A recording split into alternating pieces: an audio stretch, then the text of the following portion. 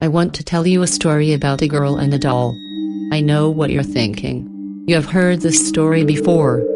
A little girl wants a doll, someone buys it for her and then the doll goes mental and kills everyone. Well, you're wrong. This is a different kind of story. It happened back in 2009 when I was 16 years old. One day, as I was walking home from school, I noticed that a new family had moved into the house at the end of my street. They were a young married couple and they had a little daughter who looked like she was around 6 years old. She wore a white dress, white socks and black shoes. Her hair was long and black and she was holding a doll in her arms. The doll had a white dress and long black hair as well. In fact, it looked almost exactly like a miniature version of the girl. Every day, on my way home from school, I saw the little girl. She was always sitting there outside her house, cradling the doll in her arms and watching me as I passed by. There was something about the way she stared at me in the cold, dark look in her eyes that really unnerved me. At night, I couldn't sleep. I was plagued by very strange dreams and woke up in a cold sweat. I could only vaguely remember the dreams, but they all involved a girl with a doll. This went on night after night and the lack of sleep left me exhausted. There was an old lady who lived next door and she was very inquisitive. She was one of these old women who knows everything about everyone. She was always eavesdropping and sticking her nose into other people's business. One day, as I was walking to school, she grabbed me by the arm and, in hushed tones, she said she had something to tell me. She wanted to talk about the family who moved into the house at the end of the street. "You don't want to mess with them," she told me. "They're not good people. I've heard that they're always on the move and never stay anywhere for long. And that daughter of theirs. Did you know that she's adopted? She's not right in the head either. I've heard rumors that she's the offspring of the devil and that doll she carries around is not a doll at all, but a demon made in her image." I just rolled my eyes and walked away, dismissing it as the idle gossip of a crazy old woman. But, oh how silly I was. How I wish I had listened to the warnings of that crazy old woman. A few days later, there was a knock on our front door. When I answered it, a young woman was standing there. She was the mother of the little girl with the doll. "Hello," she said. "I'm your neighbor and I'd like to ask you for a favor." "Sure," I replied. "What is it?" "Something unexpectedly came up," she said. "I have to go on an errand and my husband doesn't get home from work until later.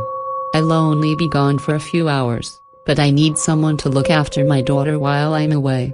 I know it's short notice, but would you take care of her?" "Of course," I said. "What's your daughter's name?" "Lisa," the mother replied.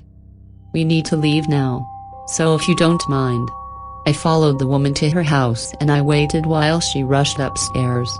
When she returned, she was leading the little girl by the hand. As soon as I saw her, I was taken aback. There was something wrong with her. Her eyes were completely black, like the eyes of a shark, and she was still clutching that wretched doll in her arms. I don't know what it was about the doll that creeped me out so much. Perhaps it was because it looked so much like the little girl that it was disturbing and uncanny. Before I had a chance to back out, the mother said her goodbyes, then got into the car and drove away. Without a word, little Lisa reached up and took me by the hand. Her skin was ice cold to the touch and it sent a shiver down my spine. "Play with me," she said. We went upstairs to her bedroom, but as soon as I closed the door, I began to feel uneasy. I could detect a strange and unpleasant smell in the room, but I couldn't figure out what it was or where it was coming from. I played with Lisa for about 30 minutes, but then I began to feel a tightness in my chest. I broke out into a cold sweat and my stomach was churning. I felt like I was going to vomit. "I have to go," I gasped. All of a sudden, Lisa scrambled to her feet and cried out, "No! You are going to stay with me forever. And we'll play all the time." She stared at me with those cold, black eyes and I felt like I was going to faint. I was frightened and wanted to get out of the room, but when I tried to open the door, the handle wouldn't turn. I began rattling it and pulling on it, but it was no use. I ran to the window and tried to open it, but it wouldn't budge. No matter what I tried, I couldn't open it. Then I remembered the warning of the old woman and cursed myself for not listening to her. I was trembling with fear, but I decided to recite a prayer. Our Father who art in heaven, hallowed be thy name. As soon as I uttered those words, the little girl let out an ear-splitting screech. She screamed so loud that I thought I would go deaf and I had to clasp my hands over my ears, but I never stopped reciting that prayer. Thy kingdom come, thy will be done, on earth as it is in heaven. The girl dropped the doll and it fell to the floor. All of a sudden, it came to life and came at me, gnashing its teeth and scratching with its clawed hands like a feral animal. I tried to kick it away, but it jumped at my neck and tried to tear my throat out. I fell backwards on the bed, desperately trying to fight the doll off. It was a terrible struggle. The doll was thrashing back and forth, scraping me and tearing at my clothes.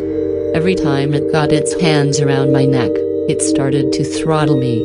Eventually, I got the upper hand. I grabbed it by the legs and swung it with all my might, smashing its head against the wall. It hit the wall so hard that it left a dent in the plaster.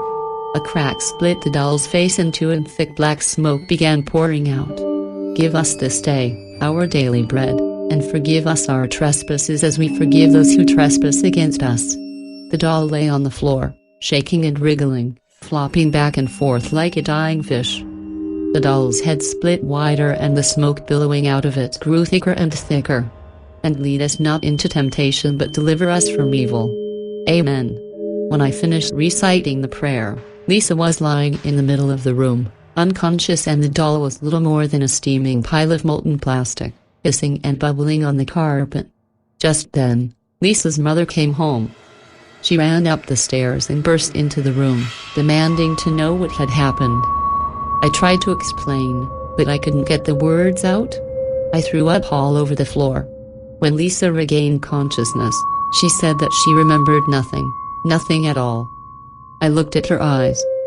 The blackness was gone and now they were a bright, vibrant shade of blue. 3 years later, when she was only 9 years old, Lisa died suddenly. She drank an entire bottle of bleach and it corroded her insides. She died in tremendous pain, screaming and crying in agony as her organs slowly broke down and dissolved. The doctors ruled it an accident, but everybody suspected she had taken her own life. Her parents were devastated. Nobody could explain why a girl so young would do such a thing. A week after the funeral, her mother and father moved out of the house.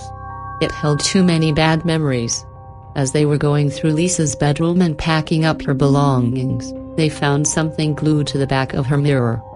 It was a photo of Lisa and the doll. On the other side, written in a childish scrawl, was a message: "She has returned to us. For those who answer our call will be damned forever."